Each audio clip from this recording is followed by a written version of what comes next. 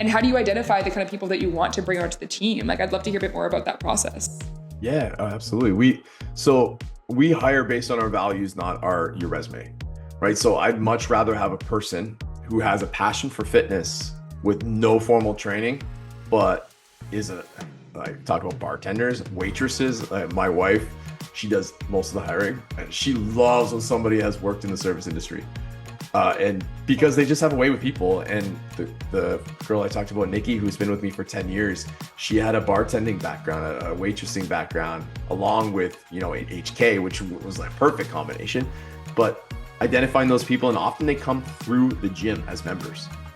And we approach somebody and say like, hey, we think you'd be a perfect fit here. Do you want to start interviewing with us? And one thing we do, which is a little bit wild, I think, a big ask, but we say, your interview is 40 hours. You can do that in a week, or you can do that. I don't expect anybody to take time off their job to interview for us, but it's free. Like, if you can't be around here for 40 hours, we got to watch you train. We got to watch you meet with people. Then you're probably, when you're here in the long run, you're not going to be, we have a standard, it's a minimum standard, but nobody here stops that minimum standard. It works for us. So, and that's kind of how we weed that out. We look for our values. Are you willing to give us 40 hours for free?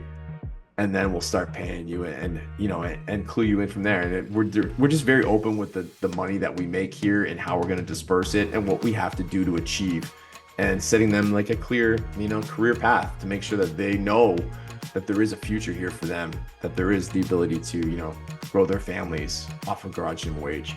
And by doing so, we have to keep our staff small. So we have to keep a small team because there's only so much of that purse that we can spread around, which means we all need to bear more responsibility. So that's been a huge part of it. And working in the training areas, like if you only made your money by coaching classes, you would not have a very happy life, because you have to work in the morning when people are available for work and work after. So to have a 40-hour work week, you'd have to be working day and night. And when you're gonna be home and nobody's home. Exactly. Right. And so for this woman here, Nikki, who has a family, she works her morning shift and then she has other duties. She's in charge of retention.